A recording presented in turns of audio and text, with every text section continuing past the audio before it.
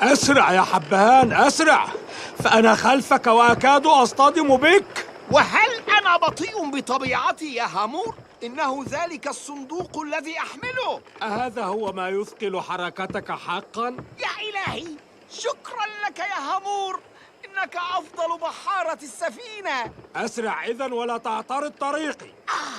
كيف لم أنتبه لذلك؟ لقد أخذت مني الصندوق، وهذا يعني أني صرت خفيف الحركة. أستطيع أن أتحرك أسرع أسرع. احترس يا حبهان، لا تندفع هكذا فوق السلم. حبهان!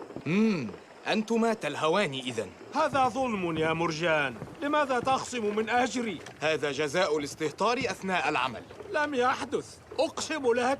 لقد تعثر حبهان فسقطت فوقه، ثم سقطت الصناديق وعرضتها لخطر الكسر والتلف. هل تعرف ما الذي يعنيه ذلك؟ أجل، سيعوض ابن ماجد التجار أصحاب الصناديق بالمال، باعتباره صاحب السفينة التي شحنت البضائع. الأمر أهم من المال يا هامور، ستتعرض سمعة ابن ماجد للخطر. وكيف يحدث ذلك من أجل بضعة صناديق؟ إنه بحار عظيم. بل أمير البحار والتاجر الأمين على بضائع العرب والعجم، وغير مسموح لديه أن تتعرض البضائع التي يتعهدها إلى الخطر. ولكن البضائع سليمة. وهل أنتظرك حتى تتلفها؟ إن هذا العقاب درس لك حتى تنتبه إلى عملك في المرة القادمة. وحبهان، هل سينجو من العقاب كالمعتاد؟ وما ذنب حبهان؟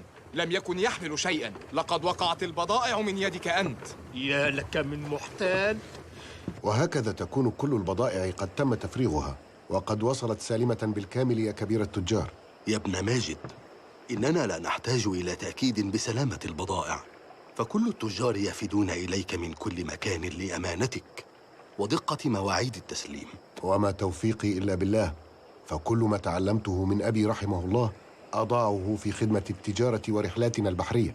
ولكن لولا براعتك الخاصة ما وثق بك أحد، فكم من رجال ورثوا مهنة آبائهم ولكنهم لم يحافظوا عليها. شكرا لك يا سيدي، أتشرف بخدمتك دائما. والآن متى يحين موعد رحلتك القادمة؟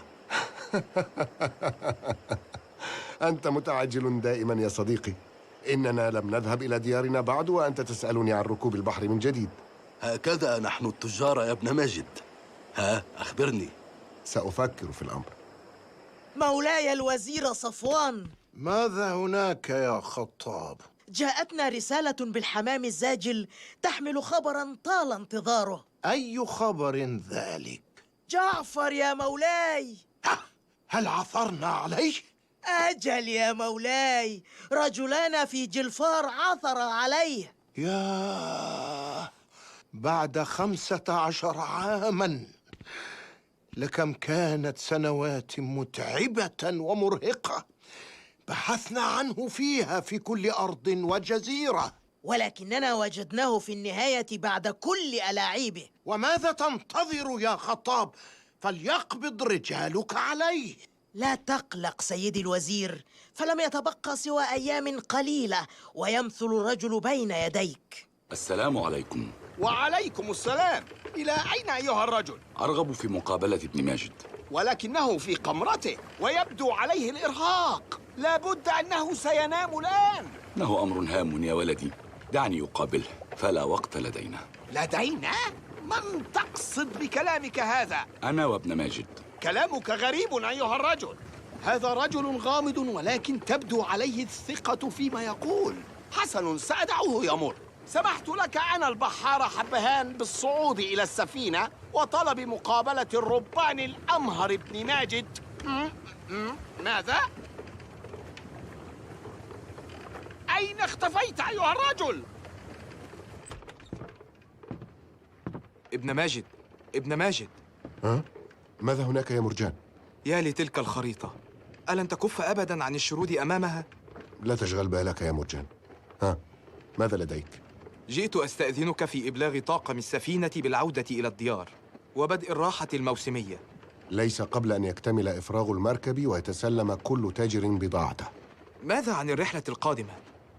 أرجو ألا يكون كبير التجار متعجلاً، فالرحلة كانت مرهقة والبحارة يحتاجون وقتاً كافياً للراحة. سينالون ما يريدون، فأنا لم أقرر بعد موعد الإبحار. أما زال هذا المكان الغامض يشغلك؟ نعم. ولكننا أبحرنا إلى هناك عشرات المرات، وفي كل مرة نفشل ونضل الطريق. سأصل إليه يوماً ما. أنا لا أفهم سبب ذلك الإصرار. إنك تبذل الكثير من الوقت والجهد والمال من أجل لا شيء. يا مرجان، أنا رحالة.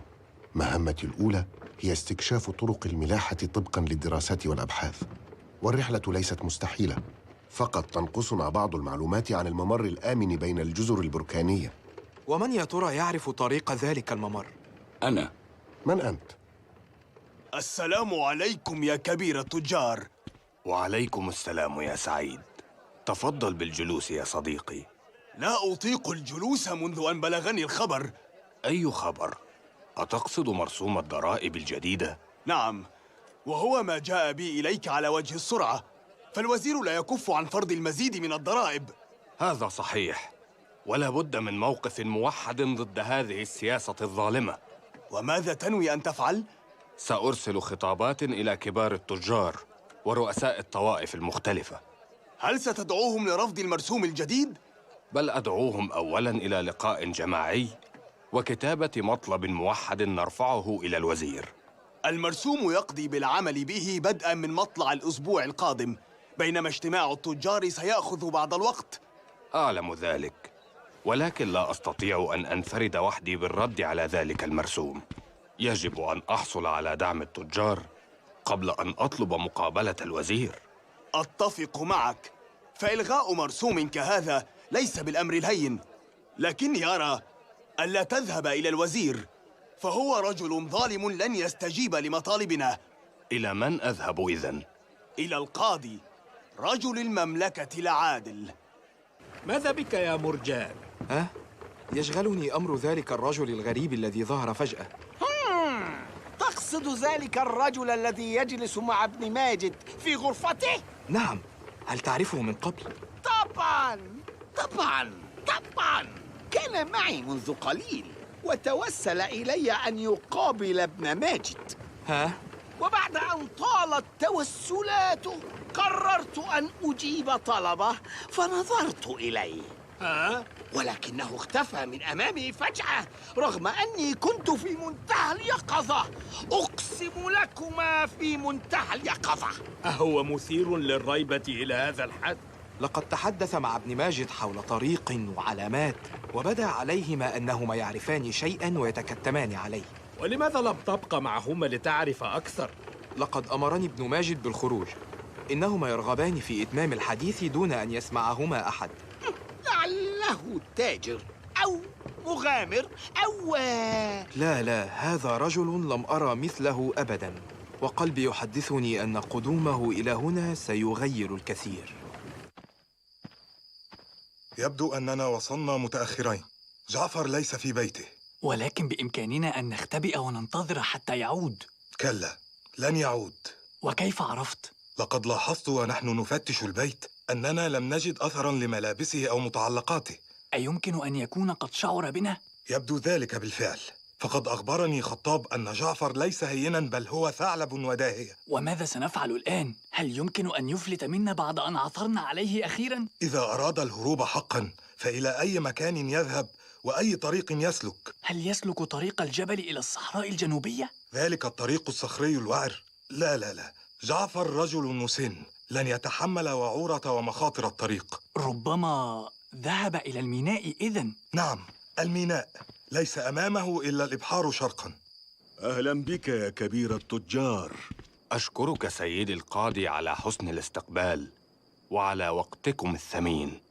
هذا واجبي، فأنا هنا لملاقاة كل من يحملون الشكاوى والمظالم. فما هي مظلمتك يا كبير التجار؟ جئتك نيابة عن كل التجار ورؤساء الحرف والطوائف، فقد أصدر الوزير مرسوماً بفرض المزيد من الضرائب علينا. علمت بذلك، ولكن الوزير يقول إن تلك الضرائب ضرورية لتغطية نفقات المملكة. سيدي القاضي، إنها المرة الثالثة في عام واحد هل يعقل هذا؟ هذا كثير بالفعل. الناس لن تتقبل هذه الزيادات المستمرة في الأسعار، وأيضا لن يتحملها التجار وأصحاب الحرف. صحيح ما تقول يا كبير التجار، ولكن أخبرني، لماذا لم ترفع شكواك إلى الوزير مباشرة وتناقشه في الأمر؟ وهل يجوز أن يكون الوزير خصماً وحكماً في الوقت نفسه؟ فالوزير هو من يفرض الضرائب، فكيف سيتفهم مطالبنا؟ إذا فأنتم ترفعون الأمر إلي لأحكم بينكم. أنت قاض عادل، وقد كتبنا كل الأسباب التي تدفعنا إلى رفض مرسوم الوزير، ونعلم أننا لن نظلم لديك. وأنا سأحكم بينكم بالحق ما استطعت إلى ذلك سبيلا. تلك العلامة ما زالت تشغلك. العلامة؟ تقصد المسارات المؤدية إلى سواحل شبه القارة الهندية؟ بل أقصد موقع غرق السفينة، درة التاج. هل تعرف موقعها؟ وأعرف أنك حاولت الوصول إليها مرات عديدة، ولكن دون جدوى. لم يعد الأمر يعنيني. بل يعنيك أكثر مما يعتقد بحارتك.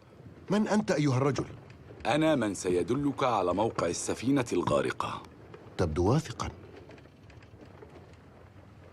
لماذا لا تأكل معنا يا حبهان؟ ألست جائعاً؟ بل أتضور جوعاً، ولكني أقاوم حتى آكل مع أمي. يا لك من ابن مبار، هل أوحشتك أمك إلى هذه الدرجة؟ شهران يا صديقي لم أرها. أنا ابنها الوحيد الذي لم يفارقها أبداً. إنها لا تأكل إلا من يدي. ماذا فعلت أمك المسكينة لتعقها بهذا الشكل؟ جاهل جاهل جاهل. إن طعامي هذا الذي تسخرون منه لهو أشهى طعام تتذوقه في حياتها. إنها تنتظرني أشهراً حتى أعلمها أصنافاً جديدة. يجب أن نزور تلك الأمة الفدائية. وأنت يا هامور، من أوحشك؟ لا أحد. ماذا؟ ألا تفتقد صديقاً أو أباً أو زوجة أو جارة؟ بل إني وحيد، الجميع يخشى هيئتي وقوتي، والأطفال في حينا يخشون مجرد الاقتراب مني. يا لك من مسكين، ولكننا أصدقاؤك هنا، أليس كذلك؟ بلى، وأحزن كلما عدنا إلى البر. ولكن دعك من وحشتي وأخبرني، مع من ستقضي إجازتك؟ مع كل الناس، من أعرف ومن لا أعرف. سأنفق كل ساعة من راحتي مع أحبائي. يا له من عمل شاق، شهران في البحر ثم أسبوعان من الراحة. هذا قدر من يعمل مع ابن ماجد. صدقت، إن هي إلا لحظات وينهي اجتماعه مع الرجل الغريب، ويسمح لنا بالعودة إلى ديارنا لتبدأ الإجازة السعيدة. مرجان، أمرك يا ابن ماجد. ارفع المرساة وافرد الأشرعة وجهز السفينة للإبحار. ماذا تقول؟ لقد عدنا اليوم فقط إلى ميناء جلفار، وسنبحر منه اليوم. ولكننا لم نأخذ قسطا من الراحة بعد. إلى أين نبحر يا ابن ماجد؟ إلى حيث سافرنا عشرات المرات من قبل. إلى الهند؟ بل إلى قلب البحر. أهي ذات الرحلة الغامضة؟ نعم. ألا تخشى أن تفشل من جديد؟ لا، فمعنا هذه المرة الرجل الذي طال انتظاره. هيا إلى البحر.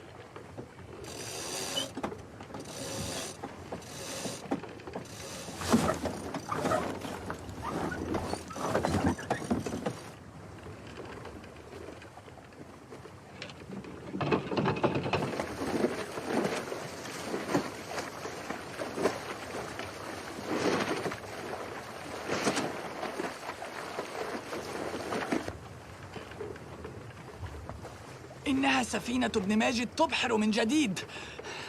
وجعفر معه على السفينة، لقد رأيته. وأنا أيضا.